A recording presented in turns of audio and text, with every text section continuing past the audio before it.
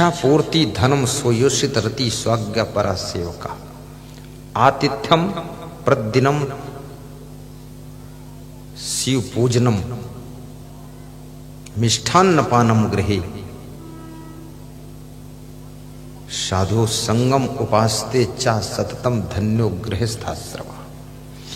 मैंने चाणक्य का नाम प्रारंभ में लिया था, वहां से प्रवचन पढ़ा था कि चाणक्य से प्रश्न पूछा गया कि गृहस्थ आश्रम में जो लोग रहते हैं तो वो कौन सा गृहस्थ है, वो कौन सा घर है जिस गृहस्थ को धन्य कहा जा सकता है, अर्थात गृहस्थ आश्रम धन्य कैसे हो सकता है। तो चाणक्य कहते हैं सानंदम सदनम। एक एक बात अमूल्य चाणक्य कह रहे हैं, बस ध्यान से सुनना और याद ना रहे तो फिर मोबाइल में सुनना, पेन ड्राइव में ले लेना, प्रवचन के पेन ड्राइव, मेमोरी कार्ड, प्रवचन की किताबें ले लेना, वहां कहीं दुकान खुली होगी, उसको पढ़ना, याद करना। शानंदम सदनम, जिसके घर में सदैव आनंद रहता है वह गृहस्थाश्रम धन्य है। जिसके घर में कले कलेश रहता, लड़ाई झगड़ा रहती, उलझन रहती है, तनाव रहता है, वो गृहस्थाश्रम धन्य नहीं।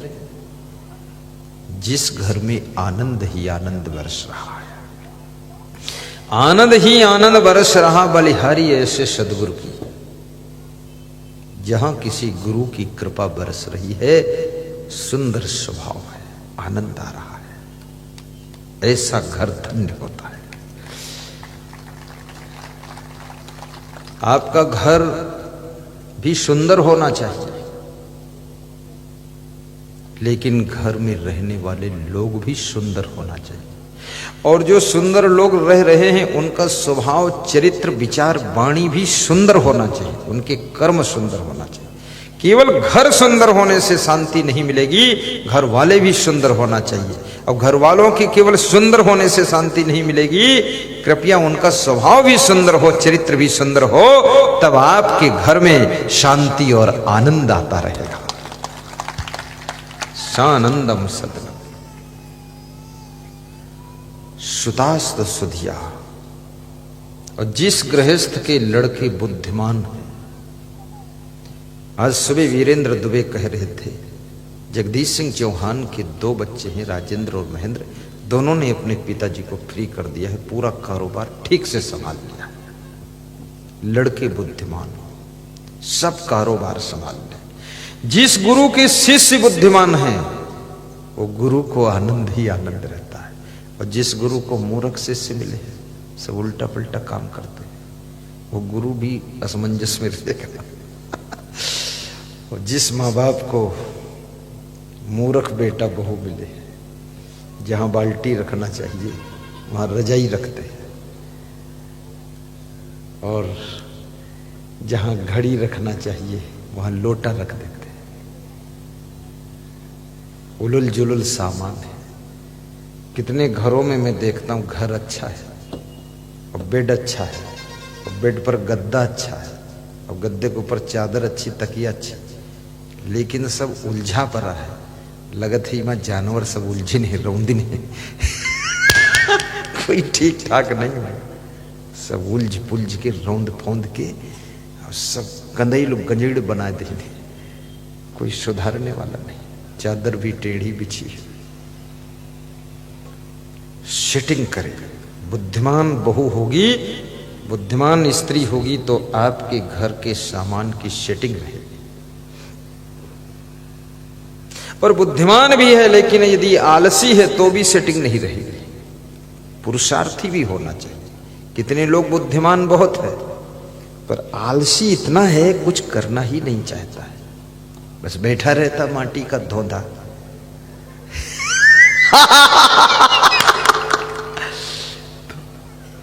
आलस्य को भी हटाइए। और याद रखना, यदि अंदर अभिमान है तो भी आदमी कार्य नहीं कर सकता है। बुद्धिमान है और अभिमान है तो कार्य नहीं करेगा, क्योंकि अभिमान कार्य करने से रोकता है कि झाड़ू लगाओगे तो अपनी इज्जत का क्या होगा। लेकिन सोचना चाहिए, भगवान श्री कृष्ण ने गौएं चराया था तो उनकी इज्जत का क्या हुआ? गौएं चराकर भगवान बन गए। राम ने वशिष्ठ के आश्रम पर जाकर लकड़ी तोड़कर लाते थे, गाय को स्नान कराते थे, तो राम भगवान बन गए। और तुम झाड़ू लगा दोगे तो तुम क्या कहीं नीचे गिर जाओगे? तुम महान बन जाओगे। अपने घर के सभी कार्यों को हंसते हंसते कीजिए, प्रेम से कीजिए। ये मैं आपसे निवेदन करूंगा। कर्मयोगी बनिए और घर बनाने में भी थोड़ा विवेक भी कीजिए। घर को नीचे मत फैलाइए, आप ज्यादा नीचे जगह छोड़िए। आप गाड़ी खड़ी करने, गाड़ी थोड़ी तीसरी मंजिल पर खड़ी होगी जगह, भैंस थोड़ी चौथी मंजिल पर बांधोगे। हाँ, भैंस के बांधने के लिए जगह छोड़ो। मेहमान 150 आ जाए, उनकी गाड़ियां खड़ी हो जाए।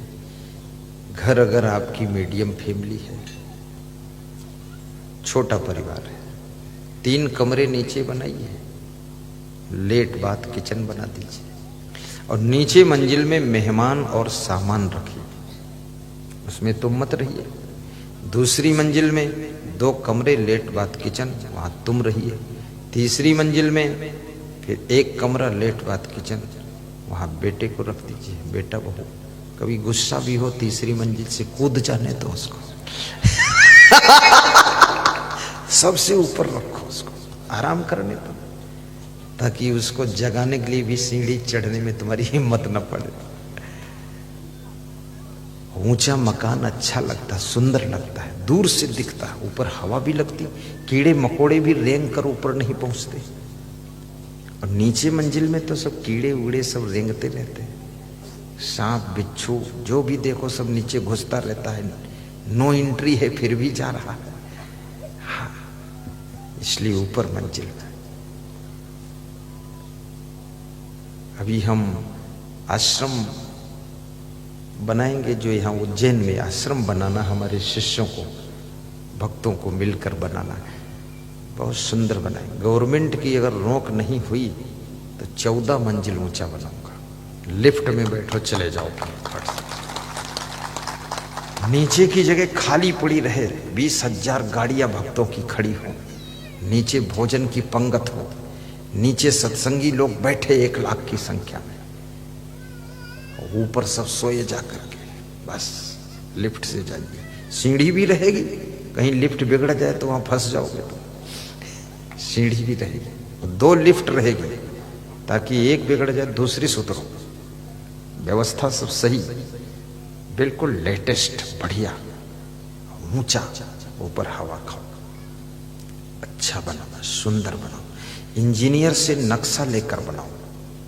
और देहात में, गांव में तो घर के आगे भी जगह छोड़ो, बाउंड्री खींच दो पूरी जगह में, और पीछे भी छोड़ो। पीछे पशु जानवर, गाय भैंस, भूसा, गोबर, कंडा और वो ट्राली, ट्रैक्टर, गाड़ी सब पीछे खड़ा करो, ताकि पीछे महिलाएं भी गाय भैंस की सेवा कर सकें। और जो महिलाएं गाय भैंस की सेवा करेंगी वो बीमार नहीं होंगी। जिन महिलाओं के हाथ में गोबर छू जाएगा उनका आधा रोग निकल जाएगा। और जो महिलाएं भैंस का पड़वा भागे उसको रपटाए तो उसका हार्ट अटैक कभी नहीं होगा, ठीक हो जाएगा। ये तो बहुत इलाज की बात है, इसलिए 1-1, 2-2 गाय पालना चाहिए, 10-10 गाय पालो। और बछड़ा अपनी ओर खींचे, तुम अपनी ओर खींचो, खींचा खींची में तुम्हारा हार्ट कंप्लीट हो जाएगा। स्वास्थ्य की बात बता रहा हूं। और गाय का शुद्ध दूध, अपने घर का दूध जब पियोगे 1 गिलास, वो अमृत है। दूध संपूर्ण आहार है, दौड़ना संपूर्ण व्यायाम है,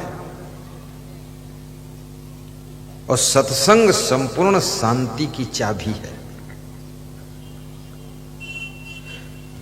आपका घर है सुता सुधिया कांता प्रिय लापनी, जिस घर की स्त्रियां प्रिय स्वभाव की है, बहुत प्रेम रखती है सभी से, उस घर को धन्य कहा जाता है। जिस घर में इच्छा पूर्ति धनम आवश्यकताओं को पूर्ण करने भर का धन भी है, कंगाली नहीं है। जिसको जो आवश्यकता है वो मिलता है, वह घर भी धन्य है। इसलिए नर हो न निराश करो मन को, कुछ काम करो, कुछ काम करो, जग में रहकर कुछ नाम करो।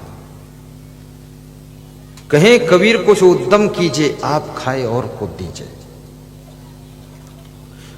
दारिद्र्य नाशनम दानम उद्योग नास्ति दारिद्र्यम। उद्योग करने से दरिद्र का नाश होता है। इसलिए कर्म योगी बनो। इच्छा पूर्ति धनम सो योषित रति। और जिस घर में पति का प्रेम अपनी पत्नी में है, यह भी बहुत कठिन काम है। दूसरे की पत्नी में लोग ज्यादा ललचाते हैं। अपनी पत्नी से हंसते नहीं, मुस्कुराते नहीं, और दूसरे की पत्नी मिल गई तो खूब हंसत मुस्कुराते, तब लगता है इंद्रलोक के देवता आए। अपनी पत्नी से बात करते हैं तो लगता रावण खड़ा गरज रहा है। अपनी पत्नी से हंसो और मुस्कुराओ, वह गृहस्थ आश्रम धन्य है, दूसरे तरफ नहीं। सबसे खुश रहो, अच्छी बात है, लेकिन अपनी पत्नी से आपका पूर्ण प्रेम होना चाहिए। और जिस घर की स्त्रियों का पूर्ण प्रेम अपने पति से है, वह घर धन्य है, गृहस्थ आश्रम धन्य है, और उस घर में स्वर्ग जैसा सुख निवास करता है। थोड़ा जोर से ताली बजाएगा, इतना मरे मराए क्यों? सोयोषित रहती स्वाज्ञा परास्य होगा। अब घर के काम करने वाले कार्यकर्ता सब आज्ञाकारी है, जो आज्ञा। तो ऐसे जिसके घर के कार्यकर्ता आज्ञाकारी है, इशारे से काम करते हैं, उस घर को धन्य कहा जाता है, और वहां पर सुख निवास करता है, सुख रहेगा। आतिथ्यम प्रतिदिनम शिव पूजनम मिष्ठान्न पानम गृहे। और जिसके घर में अतिथि का सत्कार होता है, जिस घर की स्त्रियां अतिथि के आने पर खुश होती हैं मेहमान को देख करके कि चलो चाय बना देती हो, वो घर धन्य है और वहां स्वर्ग है। जिस घर की स्त्रियां मेहमान को देख करके उनको क्रोध आता है कि ये भूत आया है, हमें चाय बनाना पड़ेगा, वो घर नरक है, वहां शांति नहीं रहेगी। प्रतिदिनम शिव पूजनम, जिसके घर में प्रतिदिन इष्ट देव की पूजा होती है, गुरुदेव का ध्यान होता है, रोज प्रवचन सुना जाता है, रोज ज्ञान कथा सुनी जाती है, ऐसे घर में चाणक्य कहते हैं स्वर्ग जैसा सुख रहता है। प्रतिदिनम मिष्ठान्न पानम गृहे।